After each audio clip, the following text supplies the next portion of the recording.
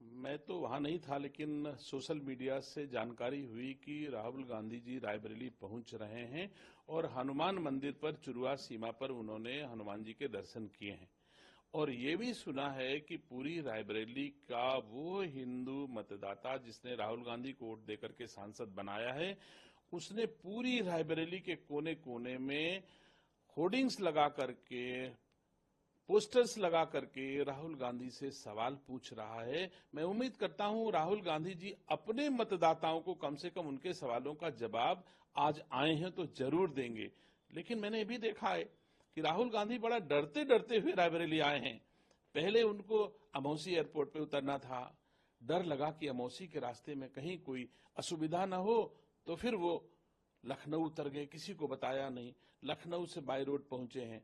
पहले कार्यक्रम था कि रायबरेली में कई जगह जाएंगे आएंगे, लेकिन पता चला अब सारे कार्यक्रम सीमित करके उन्होंने सिर्फ भुए मऊ अपना जो घर है उसी घर के भीतर लोगों से भी मिलेंगे, उसी घर के भीतर अधिकारियों से भी मिलेंगे, उसी घर के भीतर से सेवा करेंगे, ऐसा मैंने सुना है। तो ये भाव मुझे ऐसा प्रतीत होता है कि राहुल गांधी जी डरे हुए हैं। जो दूसरे को कहते हैं डरो मत डराओ मत, आज डरते डरते रायबरेली आए हैं। ये उनका आचरण व्यवहार है जो उनको डरने पर मजबूर कर रहा है। और मैं समझता हूं कि राहुल गांधी जी ने जिन हिंदुओं को हिंसक कहा है, आज जो सवाल पूछ रहे हैं उसका जवाब राहुल गांधी जी रायबरेली में हो आपको देना चाहिए। आप रायबरेली की जनता को जवाब दो, आप हिंदू हो या नहीं हो। अगर रायबरेली की जनता ये पूछ रही है तो आपको जवाब देना चाहिए। हम लोग हिंदू हैं, हम लोग हिंदू उसी को कह सकते हैं जो हिंदू माँ बाप की कोख से जन्मा हो, वो हिंदू होगा। अथवा किसी ने हिंदू धर्म स्वीकार कर लिया हो, हम लोगों ने, देशवासियों ने कभी उनको हिंदू धर्म स्वीकार करते हुए नहीं देखा है और ना ही कभी हिंदू माँ बाप की कोख से जन्मे हैं, ये भी मैं नहीं जानता हूं। उनकी पीढ़ियों में हिंदुत्व का कोई मतलब नहीं रहा, न कोई हिंदू रहा है।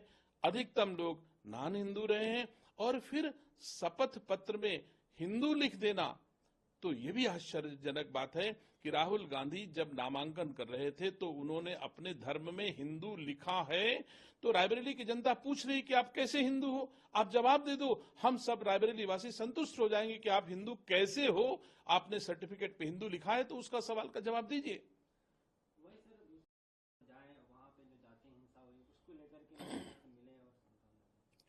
राहुल गांधी जी को मणिपुर दिखाई देता है, राहुल गांधी जी पश्चिम बंगाल भी देख लो।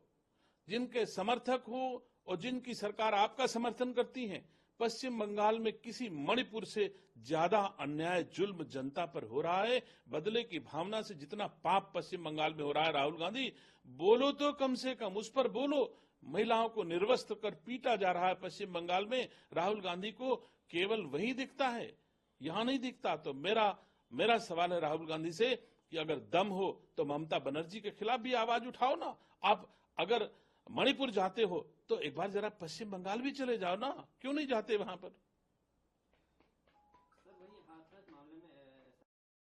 उत्तर प्रदेश में सरकार योगी आदित्यनाथ जी की है और भरोसा करें कि किसी भी कानून तोड़ने वाले व्यक्ति को सजा हर हालत में मिलती है। जो भी दोषी होगा हाथरस कांड का, उसके खिलाफ कार्रवाई होगी।